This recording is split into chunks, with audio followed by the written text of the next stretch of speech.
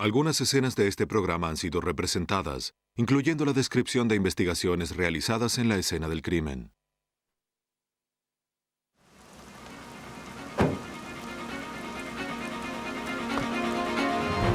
La policía del norte de Oregon estaba abrumada por una serie de asesinatos brutales. A simple vista, los casos no parecían guardar ninguna relación. Pero a medida que seguían apareciendo víctimas, la investigación comenzó a mostrar una verdad todavía más aterradora. Una ciudad tranquila de la región central de California se convirtió en el telón de fondo de un homicidio doble violento. Sin testigos y con pocas pruebas físicas, los investigadores trabajaron duramente para identificar a algún sospechoso. Para poder realizar una acusación, la policía debe basarse en su determinación, ingenio y en un poco de suerte. Cuando la muerte viene de la mano de un extraño, los investigadores dependen de las pruebas físicas para armar una acusación. La ciencia forense les ofrece la única esperanza de justicia cuando víctimas inocentes son el propósito mortal de un asesino.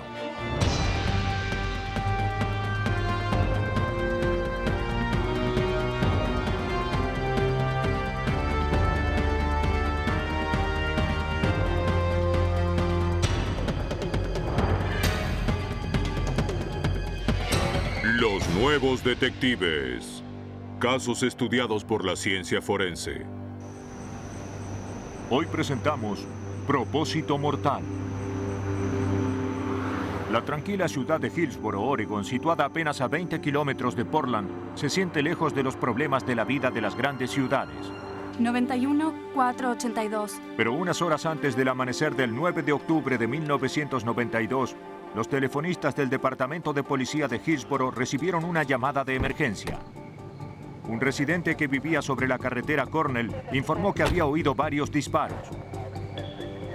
La policía llegó al lugar y encontró un Volkswagen Escarabajo de 1966 abandonado sobre la acera.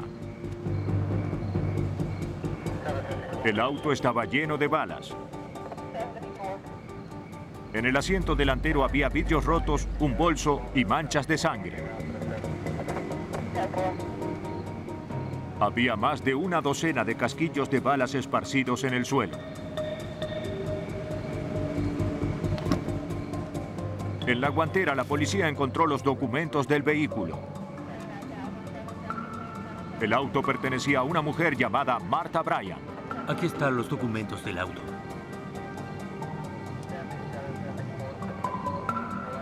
La licencia de conducir que se encontró en el bolso pertenecía a la misma mujer, pero Martha Bryan no estaba en ninguna parte.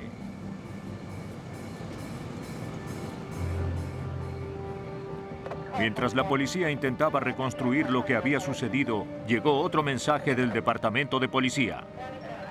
Varios testigos informaron que a 800 metros de allí había una mujer caída en la carretera y que estaba sangrando.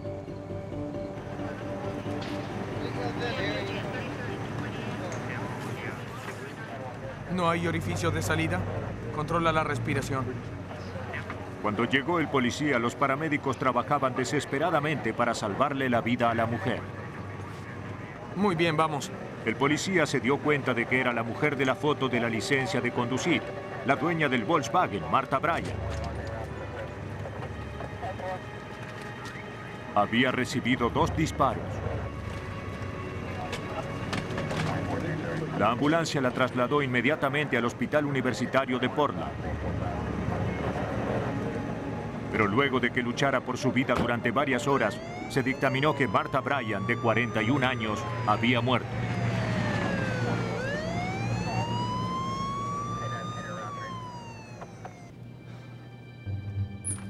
Más tarde esa misma mañana, las autoridades se comunicaron con el esposo de la mujer.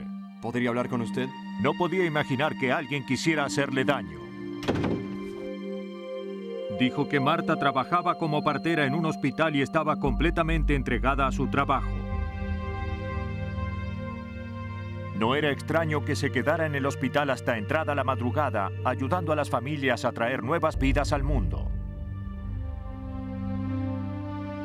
Martha Bryan no parecía ser una persona que tuviera algún enemigo. ¿Trabajaba hasta tarde? En la autopsia, el médico forense encontró signos de que Martha Bryant había sido violada. Una bala de 9 milímetros le había perforado un pulmón. Pero un disparo similar al de una ejecución y efectuado con un arma calibre 22 en la sien del lado derecho fue lo que la mató. Se extirparon las balas y se enviaron al laboratorio criminológico. Número 4. 30 grados. Los especialistas del laboratorio criminológico de la Policía del Estado de Oregon comenzaron a analizar el Volkswagen en busca de alguna pista. 20 grados. El análisis de la trayectoria de las balas demostró que Martha Bryant había conducido en medio de una lluvia de balas. Número 5. 30 grados. Los peritos forenses determinaron que 17 balas perforaron el auto.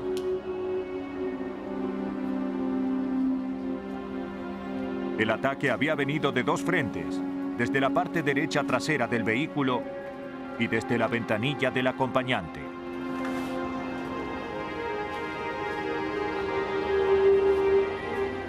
Mancha de sangre número 23.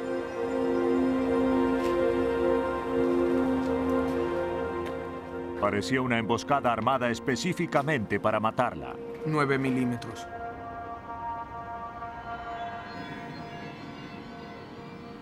Luego los peritos compararon las balas que extrajeron del vehículo con las que se encontraron en el cuerpo de la víctima.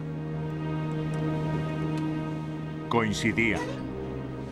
Y las marcas que quedaron en las balas les decían a los investigadores que probablemente habían sido disparadas con una pistola Browning 9 milímetros. Los peritos también confirmaron que el disparo fatal que recibió la víctima en la cabeza había sido efectuado con otra arma, un revólver calibre 22. Esto sugería que habían sido dos las personas que habían disparado. Sin un motivo y sin sospechosos evidentes, la policía de Hillsboro pensaba que este sería un caso difícil de resolver. Se solicitó la colaboración del detective Michael O'Connell del Departamento de Policía del cercano condado de Washington para la investigación. Era extremadamente inusual. La terrible violencia y la naturaleza azarosa y sin sentido del caso no se parecía a ninguno de los casos que habíamos tenido ni a nada que hubiera ocurrido ni siquiera en toda la región metropolitana de Portland. 2 meses después del asesinato de Martha Bryant, la investigación llegó a un punto muerto. Pero el detective O'Connell se negaba a dejar sin esclarecer este homicidio sin sentido. O'Connell creía que Martha Bryant había sido elegida al azar y entonces comenzó a repasar otro caso despiadado en el que estaba trabajando desde hacía un año. Esa víctima también parecía haber sido atacada por un extraño. Comenzó a buscar elementos que establecieran una relación entre los dos casos. El 19 de abril de 1991, los investigadores del condado de Washington fueron enviados a la casa de una residente mayor de Hillsboro. Allí encontraron a Margaret Smith, de 62 años. Toma ese ángulo. La habían violado, estrangulado y luego la asfixiaron con una almohada. La única prueba que se pudo recuperar en el lugar donde se cometió el delito fue una huella de una zapatilla Reebok de hombre tamaño 8,5 que había quedado marcada en un poco de talco que se había derramado. La investigación que siguió al asesinato de Margaret Smith no produjo ningún sospechoso firme. Margaret Smith no tenía enemigos y llevaba una vida muy tranquila. No había testigos que hubieran visto a ninguna persona entrando de hurtadillas en su casa. Aparte de las huellas del calzado, no teníamos nada más para continuar la investigación. O'Connell estudió el expediente del caso y no pudo encontrar ninguna similitud entre los dos asesinatos. El modus operandi de cada uno había sido totalmente distinto. Lo único que tenían en común Martha Bryant y Margaret Smith era que las dos parecían víctimas inesperadas.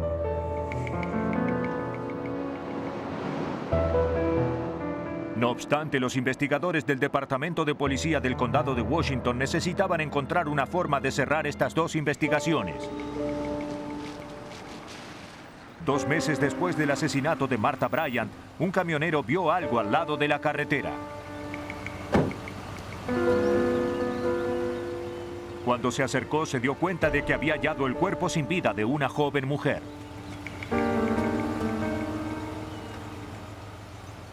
Llamó inmediatamente al Departamento de Policía del Condado de Washington.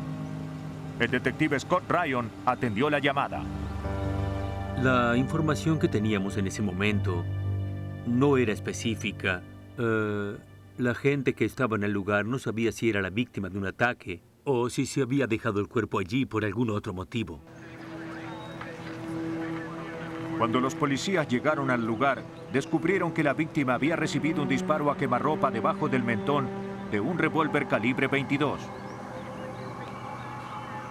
También la habían golpeado brutalmente y la habían violado. Pero aparte de la bala que la mató, no se pudo encontrar ninguna otra prueba física. Los investigadores no tenían idea de quién era esa mujer ni por qué la habían matado. Con la esperanza de identificarla, se tomaron las huellas digitales de la víctima y se las comparó con la base de datos de la policía. Apareció un dato. Según los registros policiales, la víctima había sido acusada por un delito menor unos años antes. Se la identificó como Shanti Woodman, de 23 años, con domicilio en Portland, Oregón.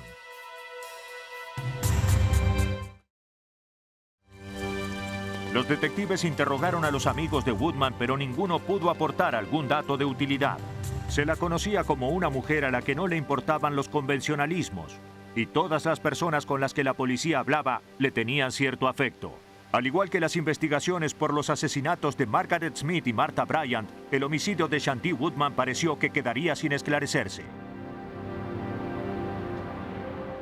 Para impedir que la cantidad de asesinatos que quedaban sin resolución siguiera creciendo, las autoridades del condado de Washington organizaron un equipo especial formado por policías de distintos departamentos de la zona. La diferencia de edad de las víctimas y los distintos procedimientos de cada asesinato llevaron al equipo a la conclusión de que los casos no estaban relacionados.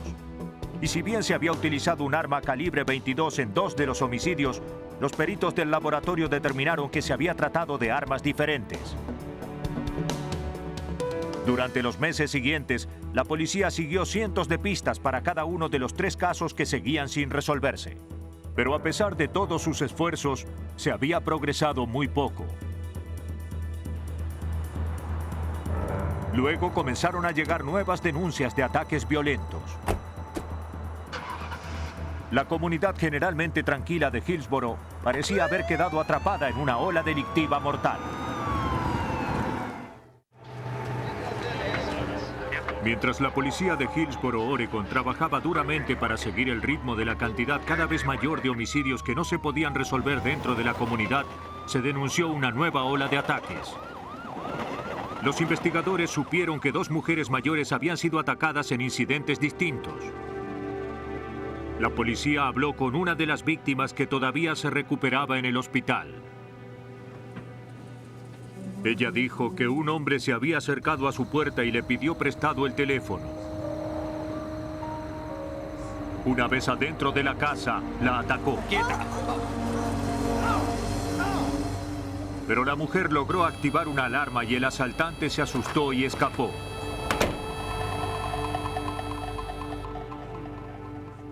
La mujer estaba segura de que su atacante había sido un hombre que vivía en su mismo edificio, César Barone, de 30 años.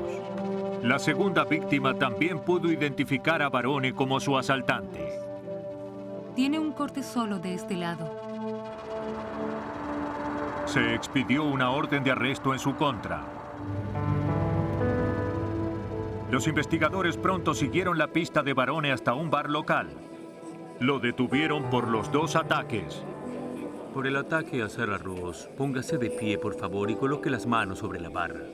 A diferencia de los asesinatos de Margaret Smith, Martha Bryant y Shanti Woodman, que permanecían sin resolverse, parecía que la última ola de violencia se esclarecería rápidamente. En la reunión semanal de la Fuerza Especial, el detective O'Connell fue informado sobre César Barone y los detalles de los ataques recientes.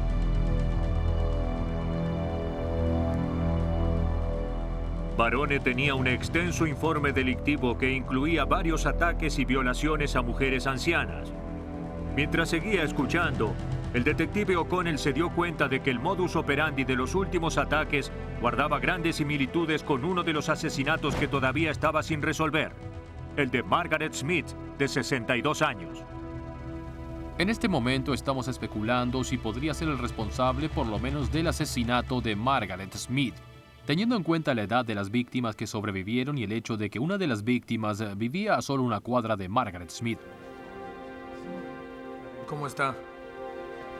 Si bien era solo un presentimiento que los casos estuvieran relacionados, los detectives interrogaron a César Barone en la cárcel. Barone declaró que era la primera vez que oía el nombre de Margaret Smith y negó haber tenido algo que ver con los ataques recientes de las ancianas. Una vez identificado, los investigadores estaban convencidos de que Barone estaba mintiendo. Con el objeto de obtener algún dato útil, le preguntaron si tenía armas. Tengo una pistola AK-47. Para sorpresa de los investigadores, admitió tener varias. Una, según dijo, era una pistola semiautomática Browning de 9 milímetros. Los investigadores habían estado buscando el mismo tipo de arma que le causó la muerte a la partera de 41 años, Martha Bryant. El presentimiento de que Barone estaba relacionado con el asesinato de Margaret Smith había sacado a la luz una posible conexión con otro caso que todavía faltaba esclarecer. Con el propósito de encontrar pruebas que relacionaran a Barone con los dos asesinatos, la policía consiguió una orden de allanamiento para registrar la casa que él compartía con un compañero. Llegó a la misma hora. El hombre condujo a los oficiales hasta la pistola semiautomática Browning de 9 milímetros de Barone. Muy bien, llevemos esto. Es una 9 milímetros.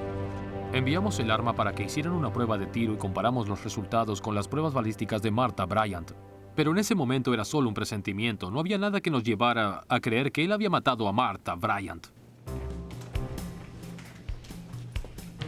La policía siguió buscando pruebas que pudieran relacionar a Barone con los homicidios pendientes de resolver. En su habitación encontraron otra posible prueba vital: un par de zapatillas Reebok. El mismo tipo de calzado que había dejado una huella en el lugar en donde se había cometido el homicidio de Margaret Smith. En el laboratorio criminológico, los peritos analizaron las zapatillas que se recogieron en la casa de Barone.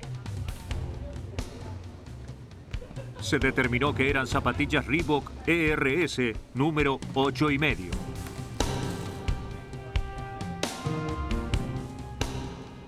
Los peritos superpusieron las zapatillas de Barone en las transparencias de la huella levantada en la casa de Margaret Smith. Las características del dibujo de las zapatillas de Barone eran idénticas a las de la huella.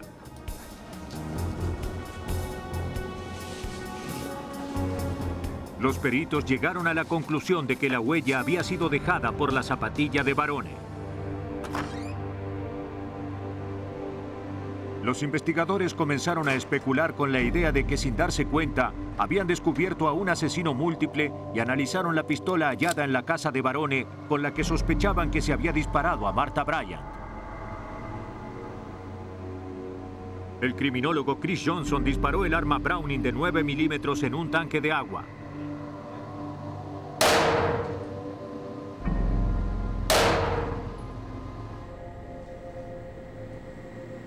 Con la ayuda de un microscopio se compararon las muestras con las balas extraídas del pulmón de Martha Bryant y de su Volkswagen.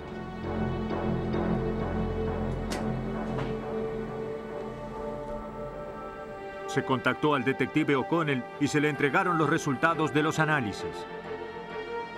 Chris Johnson hizo una prueba de tiro de la pistola Browning de 9 milímetros y determinó que esa arma y solo esa arma había disparado las balas que se extrajeron del Volkswagen y había expulsado los casquillos hallados en la carretera Cornell, y que no había sido ninguna otra arma existente. La coincidencia era absoluta y firme. Si bien la prueba era importante, no demostraba que Barone hubiera efectuado el disparo mortal que había provenido de otra arma, un revólver calibre 22. Mientras los policías buscaban el arma, obtuvieron un nuevo dato.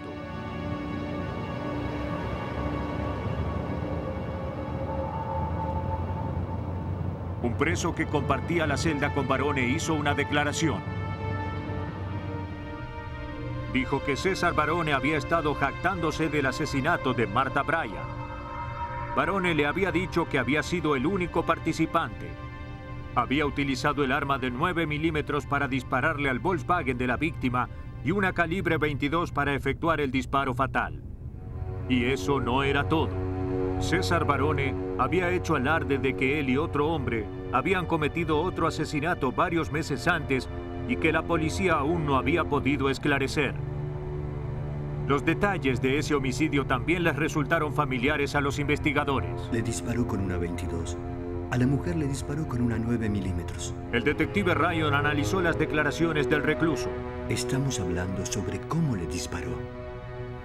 Uno de los casos que el señor Barone había relatado al otro preso fue el de una mujer que había recogido en Portland, llevado hacia el oeste y violado y asesinado.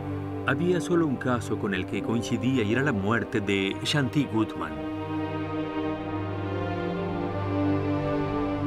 Las investigaciones de 3 homicidios que aparentemente no guardaban ninguna relación estaban convergiendo. Y las huellas de estos asesinatos llevaban a los investigadores hasta un asesino múltiple. Ahora la policía necesitaba encontrar pruebas concluyentes para asegurar que César Barone no volviera a estar libre y pudiera matar otra vez.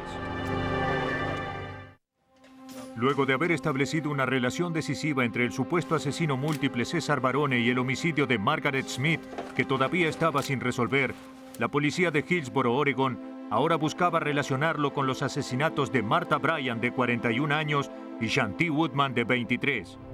Se siguió la pista del supuesto cómplice de Barone en el asesinato de Woodman hasta la cárcel local, en donde cumplía una condena por un delito que nada tenía que ver con este caso. Tal vez puedo decirme qué ocurrió. Al principio, Leonard Darcel no quería cooperar, pero luego de que le mostraran el testimonio del recluso, decidió hablar.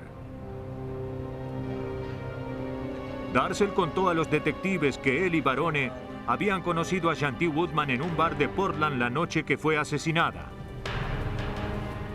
Ellos la engañaron para que subiera al auto de Barone. Una vez dentro, Barone la golpeó y la violó. ¡Ven aquí! ¡Quédate quieta! ¡Quédate quieta!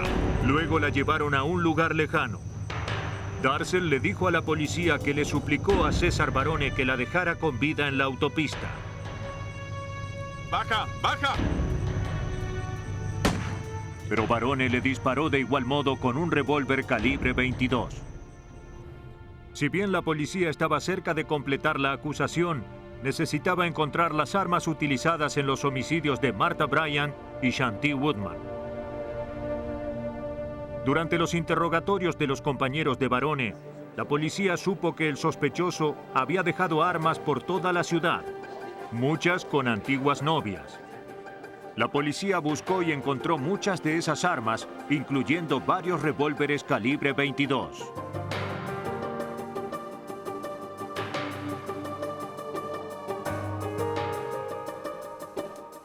Las armas se enviaron a Chris Johnson del Laboratorio Criminológico de la Policía del Estado de Oregon. No obstante, antes de realizar las pruebas de tiro, Johnson decidió tomar primero una muestra del cañón de una de las armas que coincidía con la que se había usado para matar a Martha Bryan. Sabíamos que el disparo que había recibido Martha Bryan en la cabeza había sido hecho desde muy cerca y que con una herida de bala puede saltar sangre con gran velocidad. Tomamos una muestra de la parte interior y exterior del cañón antes de hacer la prueba de tiro para buscar manchas de sangre. Y había sangre dentro del cañón.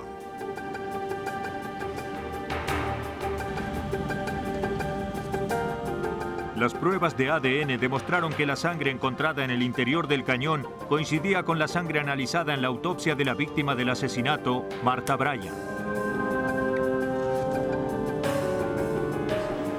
Los peritos del laboratorio criminológico también pudieron relacionar de manera concluyente otra de las armas calibre 22 de Barone con el asesinato de Jean T. Woodman. Estas son las huellas y tiene los mismos detalles. Esta es la prueba de tiro. En total, las autoridades de Oregon habían establecido la conexión entre el asesino múltiple César Barone y 3 homicidios que estaban sin resolver. 18. El detective entró en la cárcel del condado de Washington y acusó a César Barone de haber cometido los homicidios de Margaret Smith, Martha Bryan y Jean T. Woodman, y también las agresiones a las otras 2 ancianas.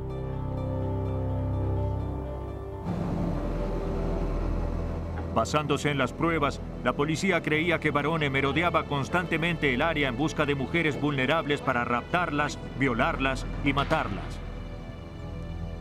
Si bien su objetivo eran mujeres mayores, cualquiera que se cruzara en su camino era una posible víctima.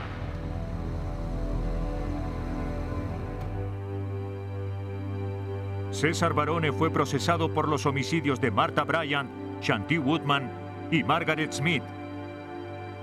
En los 3 juicios lo condenaron a muerte. Por su participación en el rapto y asesinato de Jean T. Woodman, Leonard Darcel fue sentenciado a 20 años de prisión sin libertad condicional. El asesino múltiple César Barone esperó hasta que todas sus víctimas estuvieran solas para atacar. Otros asesinos atacan en cualquier momento que se presente la oportunidad.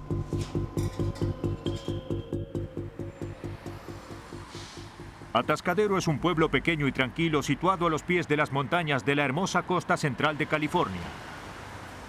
Pero un revólver haría añicos la tranquilidad de cualquier pueblo, y Atascadero no es una excepción. Atención, a todas las unidades, disparos código 8700. En las primeras horas de la mañana del 5 de febrero de 1987, la policía y los paramédicos fueron enviados a un complejo de apartamentos. Allí encontraron el cuerpo de una joven mujer tendido en la acera.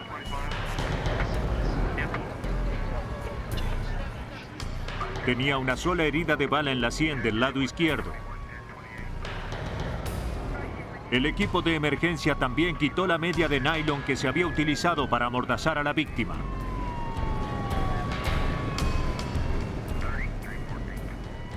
Mientras los investigadores se dividían para recorrer la zona en busca de pruebas, la policía comenzó a interrogar a los residentes del complejo. Se identificó a la mujer como una de las vecinas. Su nombre era Lori Rainwater y tenía 22 años. Mientras buscaba pistas, la policía descubrió otra víctima en la parte trasera del edificio. Se trataba de un hombre que había recibido un disparo en el pecho y otro similar al de una ejecución en la nuca. También lo habían amordazado con una media. Los vecinos lo identificaron como el marido de Lori, John Rainwater, de 25 años.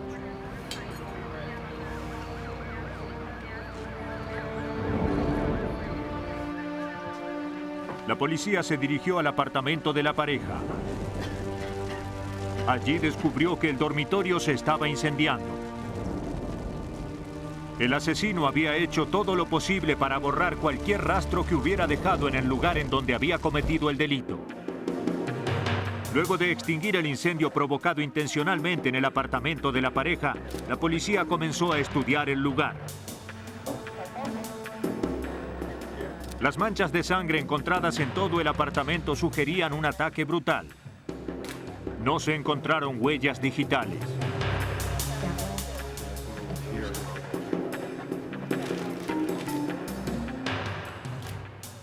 La policía encontró pruebas de que la pareja asesinada había sido atada. Se recuperaron varios metros de la cinta que había sido utilizada para atarla. Mientras la investigación continuaba, la policía encontró 2 tarros vacíos que estaban sobre la mesa.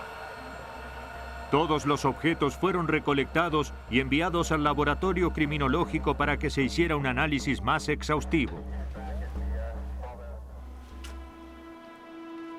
En la autopsia, el perito forense determinó que ambas víctimas habían sufrido desgarros profundos como consecuencia de una extrema violencia.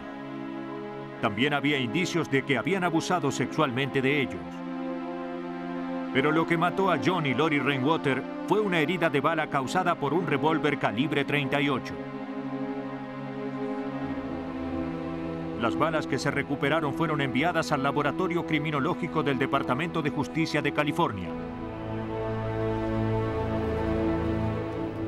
Mientras los peritos comenzaban a procesar las pruebas, el investigador Bill Hanley de la Fiscalía del Condado de San Luis Obispo empezó a buscar pistas.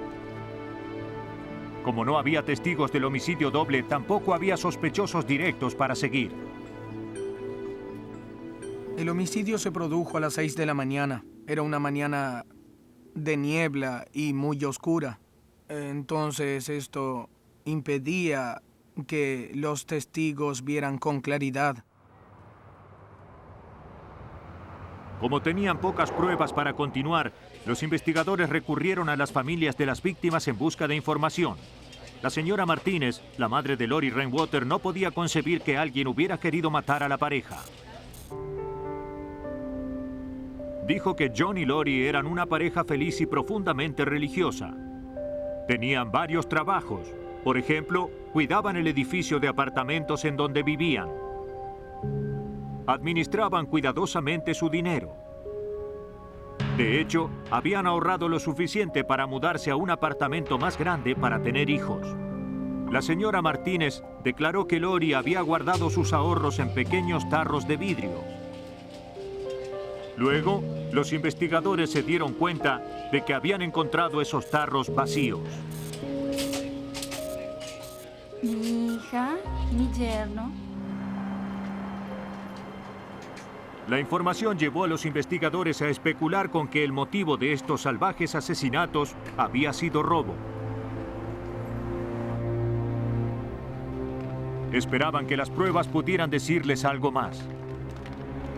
La cinta y los tarros vacíos en los que se creía que habían estado los ahorros de la pareja fueron analizados por el perito forense Marty Collins en busca de huellas digitales. No obstante, el análisis de los tarros no arrojó huellas digitales. Luego, Collins trabajó en la cinta. Pero estaba arrugada y pegoteada. Los métodos tradicionales para ubicar y rescatar huellas no habían dado resultado. Pero Collins tenía una técnica más para probar. Un proceso con manchas de tintura. Luego de aplicar la sustancia química rodamina 6G a la cinta, esta se iluminó con láser. La tintura se tendría que adherir a las huellas que pudieran estar en la cinta. Bajo la luz apareció una pequeña fracción de una huella. Pero el descubrimiento no fue muy alentador. Collins se dio cuenta de que esta prueba no se podía comparar con las huellas que estaban en los archivos. La huella hallada era de la punta de un dedo, no era de una yema, de donde se toman con tinta las huellas de los sospechosos.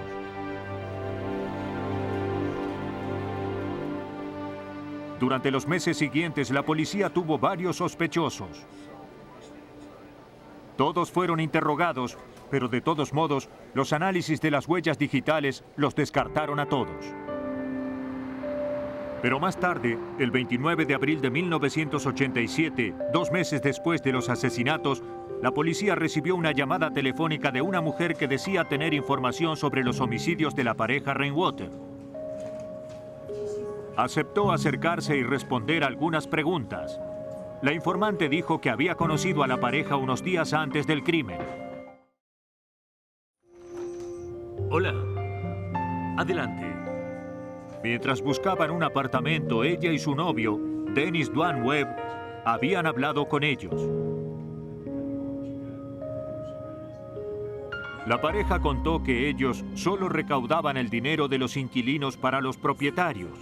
Ellos no alquilaban los apartamentos. Pero mientras estaban en el apartamento, la informante notó que su novio miraba constantemente los tarros con dinero que estaban en la cocina. Para los investigadores, la historia no probaba el asesinato, pero había algo más. La informante prosiguió su relato y dijo que alrededor de una semana después de que conocieran a la pareja, ella y Dennis Webb fueron arrestados en un allanamiento por drogas. La policía había encontrado drogas y varias armas, pero no pudo hallar un revólver calibre 38 que estaba escondido. Como había seguido la investigación del doble asesinato en los medios, la informante sabía que era el mismo tipo de arma que se había utilizado para matar a John y Lori Rainwater. La informante fue liberada bajo fianza al día siguiente. Poco tiempo después, Webb la llamó desde la cárcel. Quería hablar sobre el revólver calibre 38 que estaba escondido. ¿Michael Rhodes? Sí. Me dijo que porque Dennis Duan le había insistido, había desarmado el revólver, lo llevó a la zona costera de California y lo arrojó al océano. Luego de varios meses sin pistas sólidas, la policía ahora consideraba que Dennis Duan Webb era el principal sospechoso de los asesinatos de John y Lori Rainwater. Pero para armar la acusación se necesitaba localizar el arma homicida. Y luego de registrar la zona, los investigadores no eran optimistas. La verdad es que cuando fui allí y vi dónde la había arrojado, pensé que había pocas probabilidades de que recuperáramos el arma. Se enviaron miembros del equipo de búsqueda y rescate del Departamento de Policía del Condado de San Luis Obispo al lugar. Luego de estudiar la zona, el equipo planificó meticulosamente su misión. Volvieron a revisar sus equipos para asegurar que no correrían ningún peligro y se prepararon para el descenso.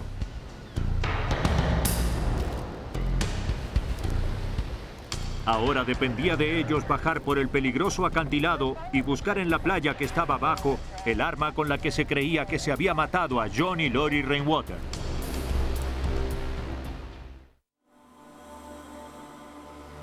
Mientras los investigadores de Atascadero, California, continuaban buscando pruebas de los asesinatos de John y Lori Rainwater, finalmente apareció un nuevo dato. Una informante admitió que por orden de su novio, Dennis Duan Webb, había arrojado el arma homicida desde un acantilado de 90 metros de altura en el Océano Pacífico.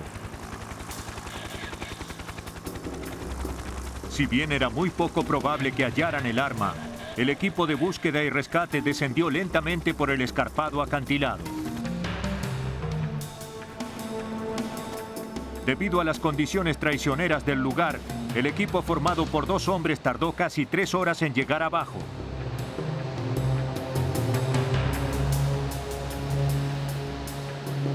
Una vez allí, comenzaron a buscar el arma.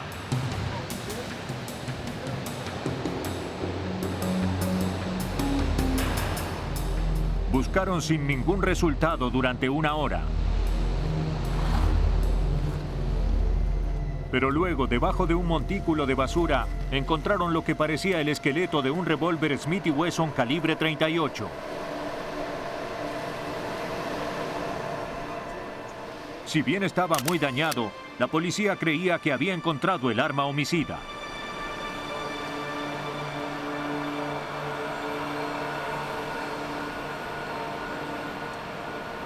Luego el equipo subió por el acantilado y entregó el arma al investigador Hanley.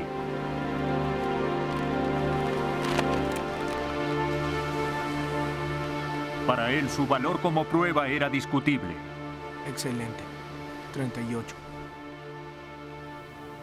El cañón estaba completamente oxidado. Y la verdad es que no pensé que pudiéramos realizar ninguna prueba balística con eso. La policía envió el arma al laboratorio criminológico del Departamento de Justicia de California. Los técnicos lograron volver a armar y limpiar el revólver para hacer una prueba de tiro.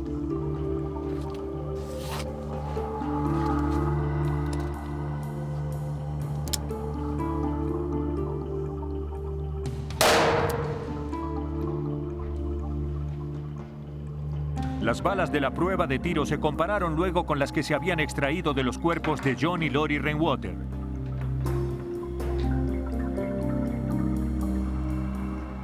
Las marcas que quedaron en las balas cuando atravesaron el cañón eran similares en algunos puntos, pero no en todos.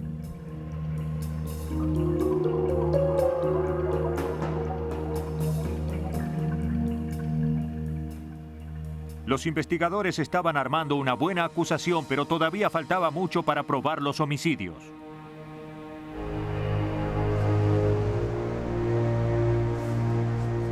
La policía recurrió a su informante para que colaborara.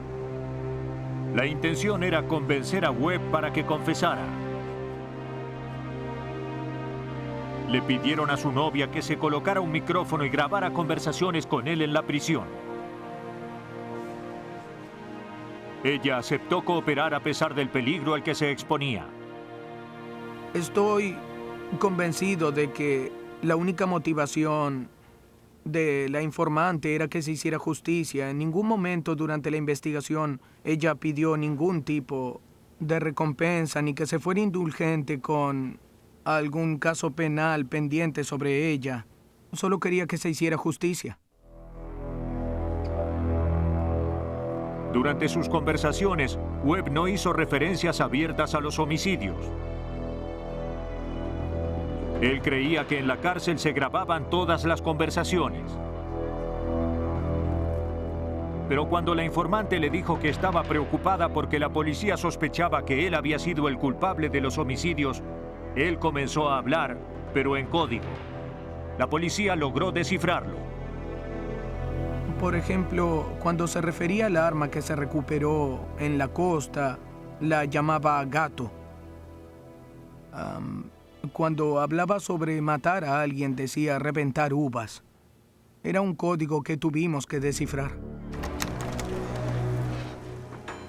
Si bien las declaraciones de Webb eran comprometedoras, no llegaban a ser una confesión. Pero a los investigadores les bastaron para obtener una orden de allanamiento para revisar el auto de Webb. Debajo del asiento del conductor, los investigadores encontraron un rollo del mismo tipo de cinta encontrada en el apartamento de la pareja Rainwater.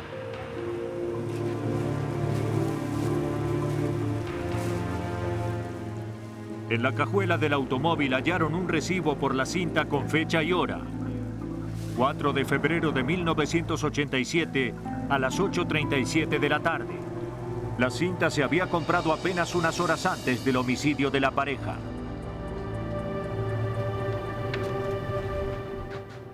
Si bien la policía estaba convencida de que Webb era el asesino, todavía se necesitaba una prueba física que lo relacionara con el lugar en donde se habían cometido los homicidios. Como la huella hallada en la cinta que era de la punta del dedo, los peritos no podían relacionarla con ninguna de las huellas del informe criminal de Webb. Pero los investigadores consiguieron una orden judicial para obtener nuevas huellas. Esta vez, de la punta de los dedos de Webb. Marty Collins del Laboratorio Criminológico del Departamento de Justicia estuvo a cargo del análisis. Con una lupa que aumentaba 5 veces la imagen, comparé la fotografía que había tomado de la huella hallada en la cinta y las impresiones que tomamos de Dennis Webb hasta que encontré el dedo que había sido identificado y suficientes características para hacer la identificación. El análisis demostró que Dennis Dwan Webb había sujetado a las víctimas con la cinta adhesiva. La información era suficiente para los policías para acusarlo por 2 homicidios. ¿Investigador Hanley? La policía creía que después de ver el dinero en el apartamento de la pareja, Dennis Dwan Webb comenzó a tramar cómo robarlo. Unos días después de ese encuentro casual, regresó al apartamento de la pareja y entró por la fuerza. No solo les robó los ahorros, sino que además los aterrorizó y torturó durante horas. Cuando la pareja logró escapar, Webb los persiguió a los dos y los mató a sangre fría. Luego incendió el apartamento con la esperanza de destruir cualquier prueba que hubiera dejado. El 20 de junio de 1988, Dennis Duane Webb fue declarado culpable de robo con allanamiento de morada, asalto y 2 homicidios bajo circunstancias especiales.